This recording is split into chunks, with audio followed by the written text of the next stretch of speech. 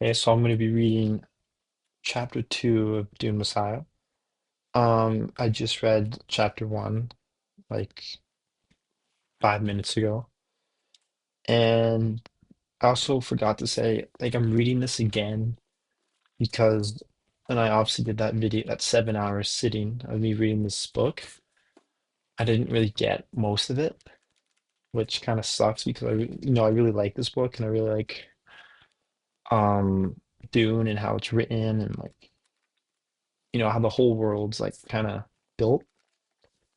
And obviously, if you've been living under a rock for the past week, I'd say, or whenever it came out, Dune Part 3 is coming out pretty soon, and I've watched the trailer a couple times, and it looks, really good. And um, watching those scenes, there's a couple, like I know all the characters because I've read this book, but I didn't retain all the information about them, and there's some scenes I can't remember, and some scenes that I just don't even know. Like there's one scene in the trailer where it's like this woman is in like this white dress. I think it's Aaliyah, one of the characters in this book, Paul's sister, and she's just like I don't know, she's just like the wind is blowing on her, and she's like just standing there like kind of a god, or like technically a goddess, but like yeah, so like there's that scene, and but like the rest of the scenes I think I interpreted pretty well. And yeah, like I just wanted to read it again and I thought it would be fun to read and stuff. I did rewatch or like I watched my chapter 1 video quickly, and obviously I'm not the best reader. Um, but I think I'll get better the more I do it, and the more I get like I'm bad at reading out loud, that's what I mean. Like I understand the words, it's just I have a stutter and some stuff like that. But yeah, let's just start chapter 2 right there.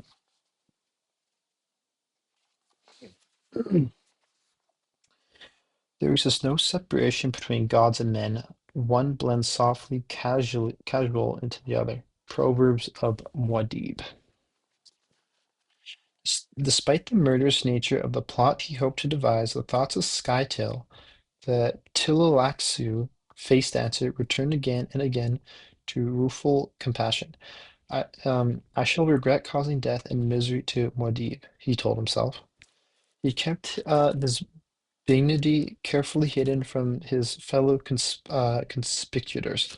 Such feelings told him through that he found it easier to identify with the victim than with the attackers, a thing characteristic of the Tilexu. Tilexu, I don't even know if I'm saying that right. It sounds like a house though. Skytail stood in bemused silence, somewhat apart from the others. The argument about psychotic poison had been going on for some time now. It was energetic and vehement, but polite in that blindly compulsive way adapts of the great schools always adopted for matters close to their dogma.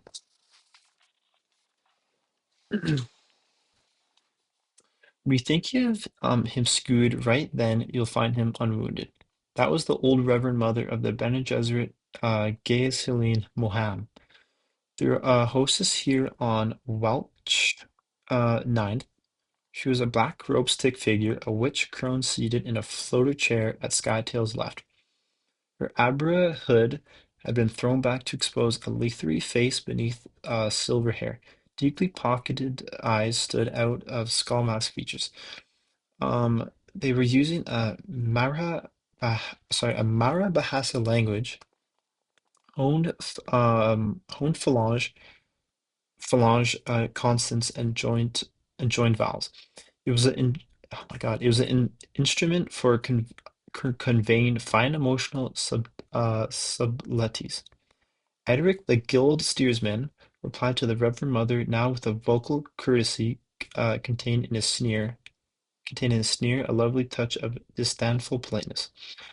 Scotthill looked at the gilded envoy. Edric swam in a container of orange gas only a few paces away. His container sat in the center of the transport dome, which the Bene Gesserit had built for this meeting. The guildsman was a lone figure, vaguely humanoid with fine feet and hugely fanned, uh, m- what's this, membranous hands. A fish in a strange sea. His tank's vents emitted a pale orange cloud rich with the smell of the generic spice melange. If we go on this way, we'll die of stupidity. That was the fourth person present, the potential member of the conspiracy, Princess Irulan. Wife, but not mate, Scottail reminded himself of their mutual foe. She stood at a corner of Edric's tank, a tall blonde beauty, splendid in a robe of blue whale fur and matching hat. Um, Gold batons glittered at her ears. She carried herself with a aristocrat's hun- hauteur, but something in the absorbed smoothness of her features betrayed the controls of her Bene Gesserit background.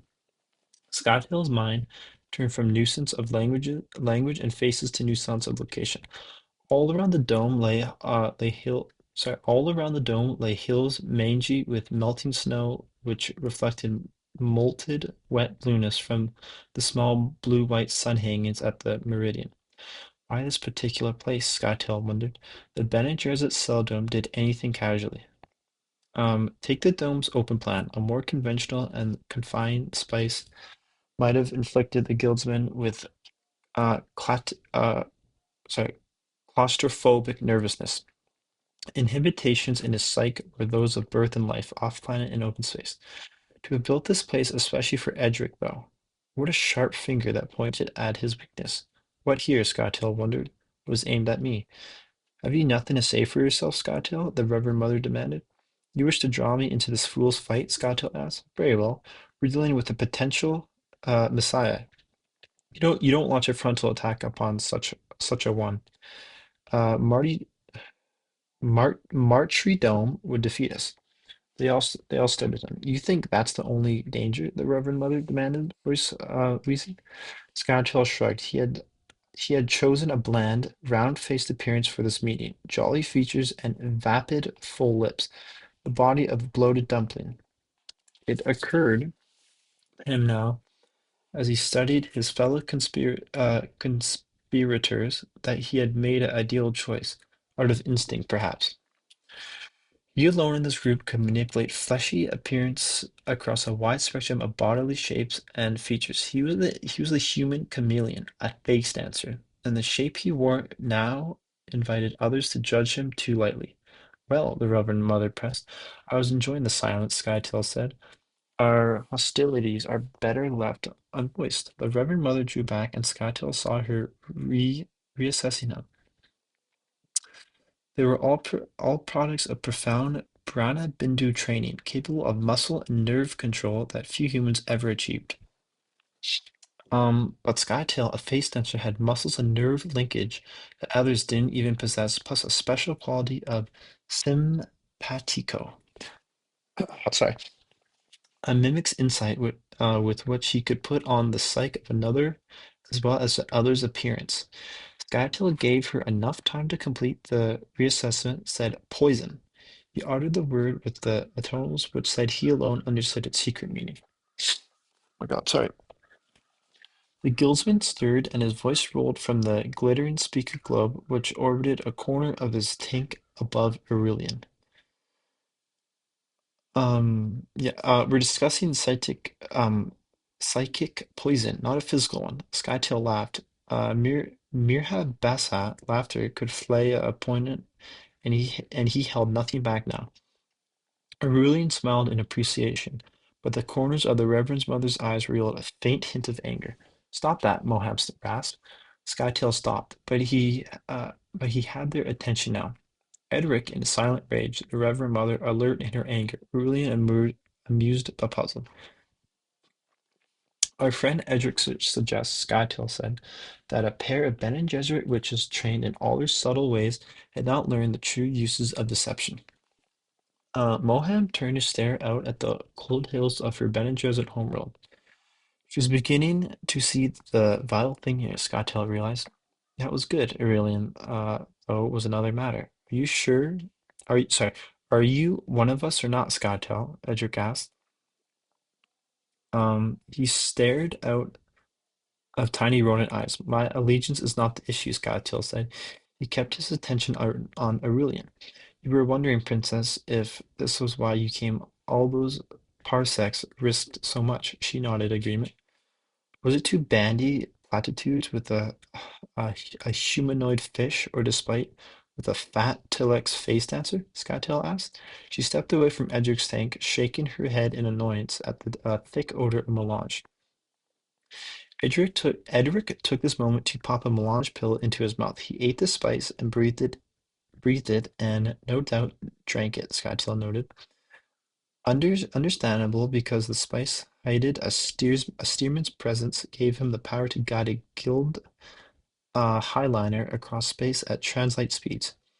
With spice awareness, he found that line of the ship's future which avoided peril. Edric smiled, another kind of peril now, but his crutch of prescience might not find it. I think it was a mistake for me to come here, Aurelian said. The Reverend Mother turned, opened her eyes, closed them, a curiously reptilian gesture. Scottail shifted his gaze from Aurelian to the tank. In visiting the princess to share his viewpoint, she would. Skytail knew. See Edric as a repellent figure, the bold stare of those monstrous feet and hands moving softly in the gas, smoky swirling of orange eddies around him. She would wonder about his oh my God. She would wonder about his sex habits, thinking how odd it would be to mate with such a one. Even the field force generator, which recreated for Edric the weightlessness of space, would set him apart from her now. Princess, Scottail said, because of Educare, your husband's oracle sight cannot stumble upon certain incidents, including this one, presumably. Presumably, Aurelian said. Eyes closed, the Reverend Mother nodded. The phenomenon of prescience is poorly understood even by its initiates, she said. I'm a full guild navigator and have the power, Edric said. Again, the Reverend Mother opened her eyes. This time she stared at the face dancer, eyes probing with the peculiar Bene Gesserit intensity. She was Wayne Minayute. No, Reverend Mother, Skytail murmured. I'm not as simple as I appeared. We don't understand this power of second sight, Aurelian said. There's a point, Edric.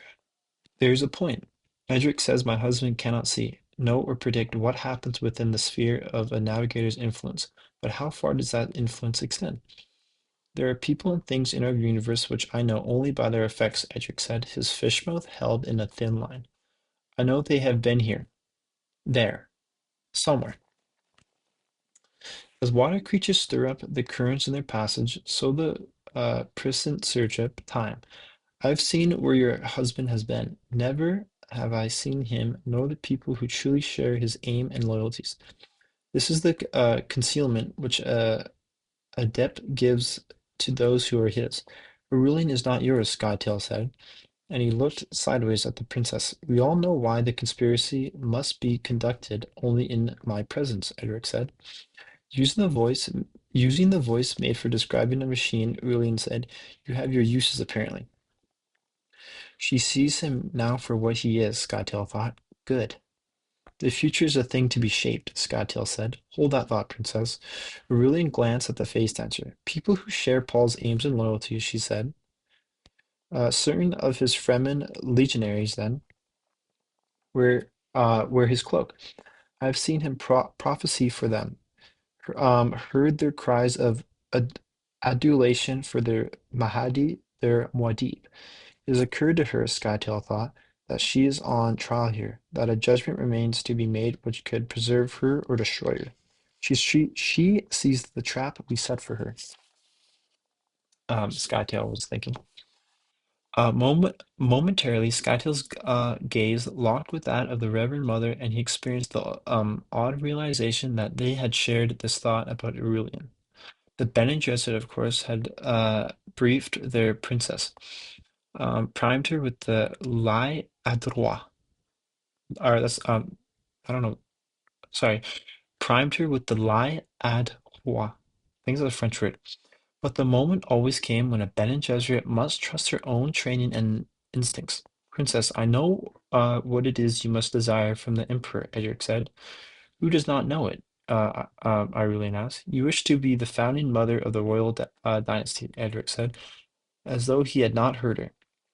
Unless you join us, that will never happen. Take my um auricular auricular word on it.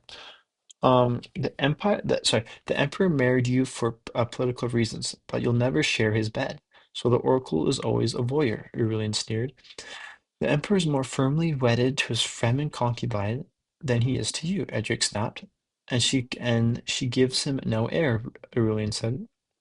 Reason is the first victim of strong emotion, Skytel murmured. He sensed the outpouring of Aurelian's anger, saw his admonition take effect. She gives him no heir, Aurelian said. Her voice sorry. Anger saws take effect. She gives him no heir, Aurelian said, her voice measuring out controlled calmness. So I'm secretly administrating a contraceptive. Is that the sort of admission you wanted from me?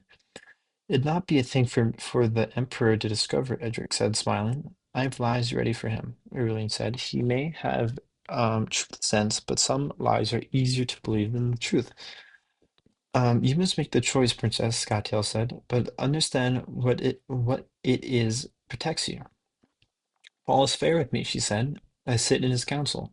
In the 12 years you've been his princess consort, Edric asked. Has he shown you the slightest warmth? Aurelian shook her head. He disposed your father with his infamous Fremen horde, married you to fix his claim to the throne, yet he has never crowned you empress, Edric said. Edric tries to sway you with emotion, Princess, Skytail said. Is that not interesting? She glanced at the face dancer, saw the bold smile on his features, answered it with raised eyebrows. She was fully aware now, Skytail saw, that if she left this conference under Edric's sway, part of their plot, these moments might be concealed from Paul's oracular vision. Yeah, oracular vision. If she withheld commitment, though, does it seem to you, Princess, Skytail asked, that Edric holds undue sway in our conspiracy? I've already agreed, Edric said, that I'll defer to the best judgment offered in our councils. And who chooses the best judgment? Skytail asked. Do you wish the princess to leave her without joining us? Edric asked. He wishes her commitment to be a real one, the Reverend Mother growled. There should be no trickery between us. Sorry, hold on.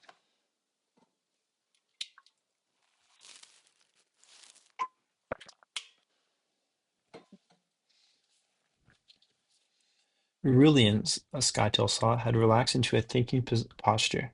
Hands concealed in the sleeves of her robe, she would be thinking now of the bait Edric had offered to found a royal dynasty. She thought she would be wondering what scheme the conspirators had proved to protect themselves from her. She would be weighing many things. Skytail, Aurelian said presently. Um, it is said that you Tilaxu have an odd system of honor. Your victims must always have a means of escape. If they can but find it, Skytail agreed. Am I a victim? Aurelian asked. A burst of laughter escaped Skytail. The Reverend Mother snorted. Princess, Edric asked, his voice softly persuasive. You already are one of us. Have no fear of that. Do you not spy upon the imperial household for your Bene Gesserit superiors? Paul knows I report to my teacher, she said, but don't you give them the material for strong propaganda against your emperor? Edric asked. Not our emperor, Skytail noticed. Your emperor. Aurelian is too much the Bene Gesserit to miss that slip. Sorry. The question is one of powers and how they may be used. Skytail said, moving closer to the Gilsman tank, we of the Tillix who believe that in all of the universe, there's only the unstable appetite of matter, that energy is the only true solid, and energy learns. Hear me well, princess, energy learns. This we call power. You haven't conceived me. We can defeat the Emperor, Aurelian asked. Or sorry, Aurelian said. We haven't convinced ourselves, Skytail said. Everywhere we turn, Aurelian said, his power confronts us. He's the Quasi-Cataract, the one who can be many places at once. He's the Mahdi. whose merest whim is absolute command to the Kisrat uh, missionaries. He's the mentat whose compulsionary mind surpasses the greatest ancient computers. He is Muad'Dib, whose orders the Fremen legions depopulate planets. He possesses auricular, sorry, he possesses auricular vision, which sees into the future. He is that gene pattern which we Bene Gesserit convert for. We know his attributes, the Reverend Mother interrupted, and we know the abomination, his sister Aaliyah, possesses this gene pattern, but they're also humans, both of them. Thus, they have weaknesses. And where are those human weaknesses? The face dancer asked. Shall we search for them in the religious arm of his jihad? Can the Emperor's Kisrat be turned against him? What about the civil authority of the great houses? Can the Landsraad Congress do more than raise a verbal clamor? I suggest the concubine Honnet Obar Advancer Mercentiles. Edric said, turning in his tank. Choam is his business, and business follows profit. Or perhaps the Emperor's mother, Skytail said. The Lady Jessica, I understood, remains on Caladan, but is in frequent communication with her son. That traitor's bitch, Moham said, voice level. But I might, I'm sorry, but I might disown my own hands, which trained her. Our conspiracy requires a lever, Skytail said. We're more than conspirators, the Reverend Mother countered. Yes, Skytail agreed. We're energetic and we learn quickly.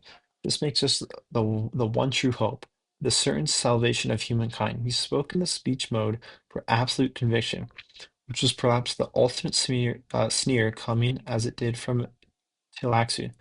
Only the Reverend Mother appeared to understand the subtlety. Why? She asked, directing the question at Skytail. Before the face dancer could answer, Edward cleared his throat and said, let us not bandy philosophical nonsense. Every question can be boiled down to the one. Why is there anything? Every religious, business, and governmental question has a single derivative. Who will exercise the power? Alliances, concubines, complexes, they all chase mirages unless they go for the power. All else is nonsense, as most thinking begins coming to realize. Skytail shrugged, a gesture designed solely for the Reverend Mother. Edric had answered her question for him. The point the pontificating fool was their major weakness. To make sure the Reverend Mother understood, Skytail said, listening carefully to the teacher, one acquires an education. The Reverend Mother nodded slowly. Princess, Edric said, make your choice. You have been chosen as the instrument of destiny, the very finest. Save your praise for those who can be swayed by it, Aurelian said. Earlier you mentioned a ghost, a revenant with which we may contaminate the Emperor. Explain this. The Atreides will defeat himself, Edric crowed. Stop talking riddles, Aurelian snapped. What is this ghost? A very unusual ghost, Edric said. It has a body and a name. The body, that's the flesh of a renowned swordmaster known as Duncan Idaho. The name? Idaho's dead, Aurelian said. Paul has mourned the lost often in my presence. He saw Idaho killed by my father Sardaukar. Even in defeat, Edric said, your father Sardaukar did not abandon wisdom. Let us suppose a wise Sardaukar commander recognized a swordmaster in a corpse his men had slain. What then? There exists uses for such flesh and training, if one acts swiftly. A Talaxa Gola, Aurelian whispered, looking sideways at Skytail. Skytail, observing her attention, exercised his face-dancing powers, shape flowing into shape, flesh moving and readjusting. Presently, a slender man stood before her. The face remained somewhat round, but darker and with slightly flattened features. High cheekbones formed shelves for eyes with definite epicanthic folds. The hair was black and unruly. A Gohola of this appearance, Edric said, pointing to Skytail, or merely another face dancer, Irwin asked. No face dancer, Edric said. A face dancer risks exposure under prolonged surveillance. No. Let us assume that our wise Sardaukar commander had Idaho's corpse preserved for that axolotl tanks. Why not? This corpse held the flesh and nerves of one of the finest swordsmen in history, advisor to the Atreides, a military genius. What a waste to lose all that training and ability when it might be revived as an instructor for the Sardaukar. I heard not a whisper of this, and I was one of my father's confidants, Aurelian said. Ah, but your father was a defeated man, and within a few hours you had been sold to the new emperor, Edric said.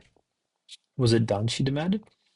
With a maddening air of complacency, Edric said, let us presume that our wise Sardaukar commander, knowing the need for speed, immediately sent the preserved flesh of Idaho to the Ben Telex. Let us suppose further that the commander and his men died before conveying this information to your father, who couldn't have made such use of it anyways. There would remain then a physical fact, a bit of flesh which had been sent off to the Telixu.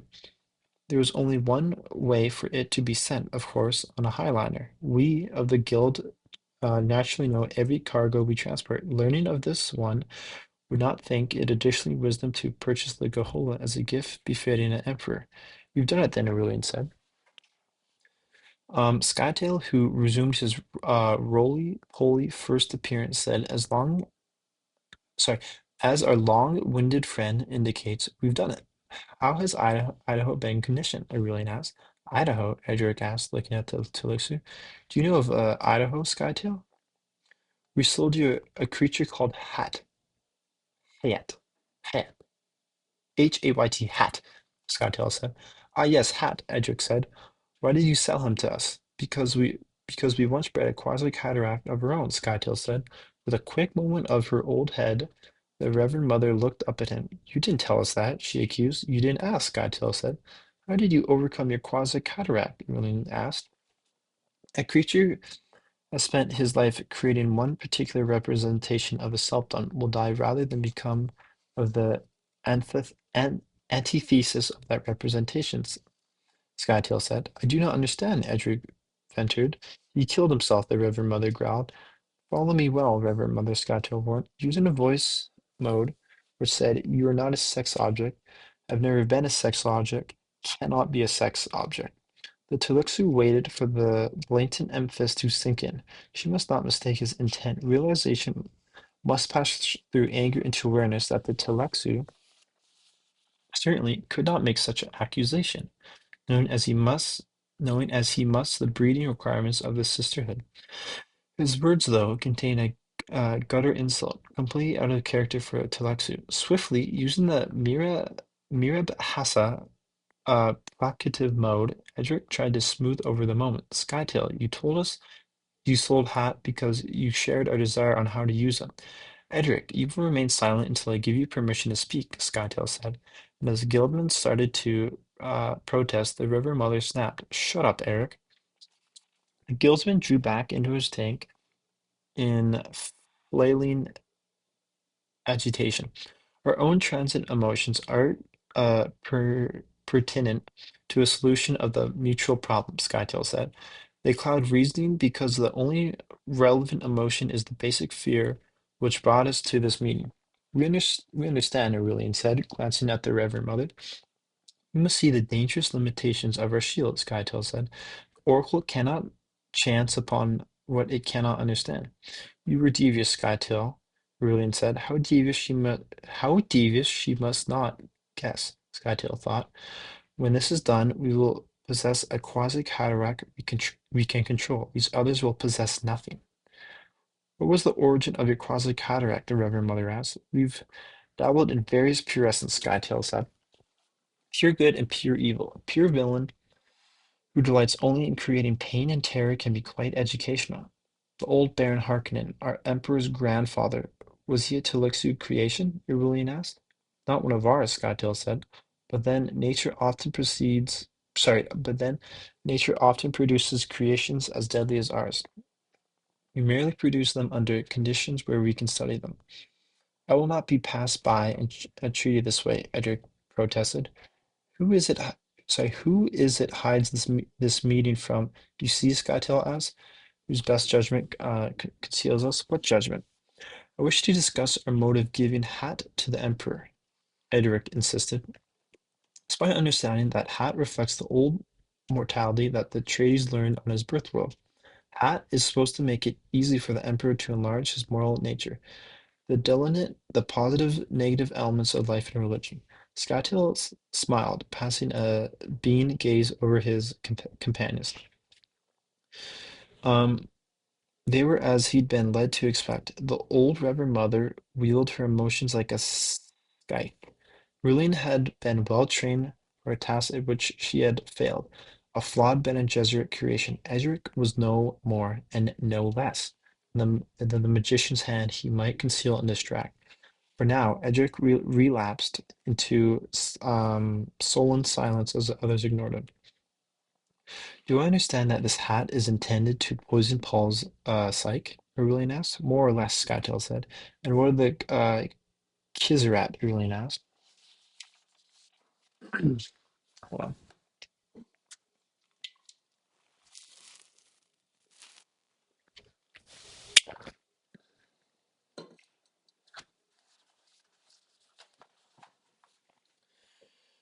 It requires only the slightest shift in emphasis, a glissade of the emotions to transform envy into um, enmity, Skytail said. And Chom? Aurelian asked. It will rally round Prophet, Skytail said. What are the other power groups? One invokes the name of government, Skytail said. We will annex the less powerful in the name of mortality and progress. Our opposition will die of its own entanglements. Aaliyah, too. That is a multi-purpose Gahola, Skytail said.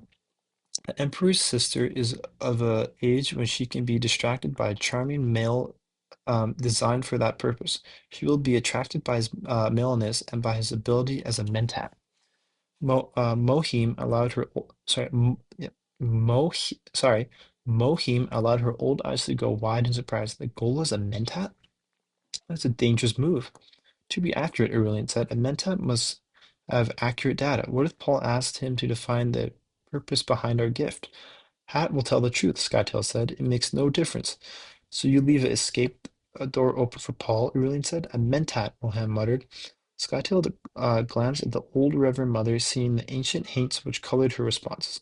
From the days of the Boltering Jihad, when thinking machines had been wiped from most of the universe, computers had inspired distress. Old emotions colored the human computer as well. I do not like the way you smile, Moham said, abruptly, speaking in the truth mode as she glared up at Skytail. In the same mode, Skytail said, and I think less of what pleases you. But we must work together. We all see that. He glanced at the guildsman. Don't we, Edric? Edric. You teach painful lessons, Edric said. I presume you wish to make it plain that I must not assert myself against the combined judgments of my fellow conspirators. You see, he can be taught, Skytail said. I see other things as well, Edric growled. The Atreides holds a monopoly on the spice. Without it, I cannot probe the future. The Bene Gesserit lose their truth sense. We have stockpiles, but these are finite. Knowledge is a powerful coin. Our civilization has more than one coin, Skytail said. Thus, the law of supply and demand fails. You think to steal the secret of it, Moham wheezed, and him with a planet guarded by his mad Fremen? My Fremen are civil, educated, and ignorant, Skytail said. They're not mad. They're trained to believe, not to know. Belief can be manipulated. Only knowledge is dangerous. But will I be left with something to father a royal dynasty? Rulin asked. They all heard the commitment in her voice, but only Edric smiled at it. Something, Skytail said. Something. It means the end of this. It means the end of this treaties as a ruling force, Edric said. I should imagine that the others left less gifted as oracles have made the prediction, Skytail said. For them, Muktub al-Mala, as the Fremen say. The thing was written with salt, Aurelian translated. As she spoke, Skytail recognized with the Bene Gesserit had arrayed her for him, a beautiful and intelligent female who could never be his. Ah, well, he thought, perhaps I'll copy her for another. That's the end of chapter 2, which I think is pretty interesting because it talks about these conspirators, and there's there's four of them. There's two that were in the first book and two that are new. There is Skytail, who's this face dancer, as the book describes, and how I perceived it as a face dancer can change his look and like his face to someone else's face. And it was described that at first he was like this skinny stick figure like person, and the Bene Gesserit mother who's in there didn't um take him seriously, so then he started changing his face to someone else, and then the Bene Gesserit mother took her more seriously, it looked like, which is interesting. And then there's Eric, or not Eric, I think, or Edric. I think it's Edric, Edric. And there's Edric, who lives, not or he technically lives in that compartment full of spice melange, and it's described that he's like fish-like, and it's really weird because I'm guessing he can't walk, so he's stuck in that tank, and it's like orange, and he's just like, I'm guessing he can breathe underwater or something, but his job is to be a space um guild or like guider. Like he can quote unquote fly the ship, but he doesn't fly it. He takes this, like in this chapter, he took the spice pill, and it's described that he could see the future and that he could go to a different place in space, pretty much. That's what I read, or that's what I understood. And the conspirators um didn't take Edric that seriously. Like Skytail was really, really like mean to him and directed him. And near the end of that chapter, there's a point where Edric just kind of got bitched, pretty much, and he just stood in his tank and listened to their conversation because he's stuck in that tank. You can't really do anything. Like he's stuck in that tank. He's supposed to just you know um control the ship and whatever, but I wonder if he's gonna have a bigger plan in it. And then there's the Ben and Gesserit Moham, or whatever her name was, who I'm pretty sure was in the first book. She was the Ben and Gesserit who put the needle to Paul's neck at the beginning of the movie slash book, and trained Lady Jessica with the Ben and Gesserit powers and stuff. And she's really mad about Paul and Lady Jessica, and obviously Aaliyah, and everything that they did. She thinks it's completely not right, which is fair, but I think she hates it because the Ben and Gesserit had a plan to make someone else the Quasic Haderach, which is like the person, like in this chapter they described it as like the person who can be somewhere at different places or multiple places at once. But it's like someone who's like who can see the future and like all powerful and has the voice and stuff. And that plan went out the window when Lady Jessica buried a son, Paul Atreides. So that's why she's mad. So she absolutely hates the House Atreides, because of Paul and Lady Jessica and all them. And then there's Princess Irulian, who is pretty, which I mean, it's not that surprising, but she's considered a conspirator against Paul Atreides because they were on a ship, it looked like. That's what I inferred. And those four conspirators all conspired against Paul Atreides and his whole empire because he had this war for 12 years and pretty much hurt a lot of people. And these conspirators all came together to conspire against them. And what I inferred in this chapter is that Skytail from that Telexu family or whatever had a jihad or something, like, I forget. I think it's a jihad, but like his plan was to get Duncan Idaho, who died in battle saving Paul Atreides, and the Sardaukar army took his body pretty much, gave it to Skytail. This is what I've heard. Gave it to Skytail or like that family. And then those soldiers who did that then died or something. Like this is like what he said, and because he could be lying. I think he is lying. But the soldiers that got his body then died back on Arrakis. So the only people who knew about Duncan Idaho's body was Paul, Lady Jessica, and like everyone else, and the Skytail. And those are the only people that know about his body because he died in the first book, in the first movie, sacrificing his life for Paul. And it's described that he's a really good warrior and stuff like that. So then Skytail or his house, quote unquote, brought him back to life. But they brought him back to life. Not sorry, not maybe that's wrong. Not back to life, but like used his body and made someone new, I think. Because I don't know if he has his memories. Again, maybe he does, but I don't know. But his name isn't Duncan Idaho. His name is Hat, Hayt, and they're describing how because Paul really likes Duncan Idaho, and because he has the same body and stuff, he'll trust him because Duncan Idaho sacrificed his life, and Paul has, a deep friendship with him. And then they describe that Aaliyah would be distracted by him because she's growing up, she's young, and she's going to be distracted by um, his manliness, which is a little weird to think about. But it's if you were a conspirator and you needed, to do that, I think it's a kind of a smart thing to do. And so yeah, we're going to see if that whole thing works. If Paul will trust this hat, and if Aaliyah will, get distracted or stuff like that.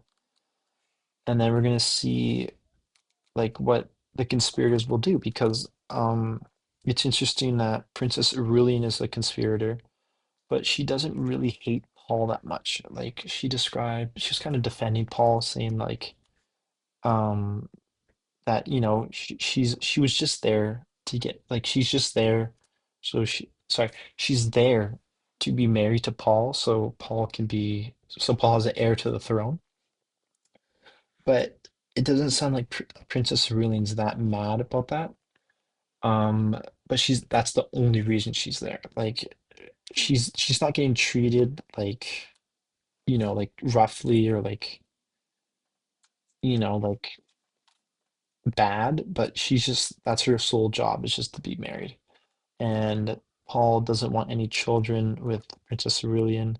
She wants children with Chani, um, his true wife, technically.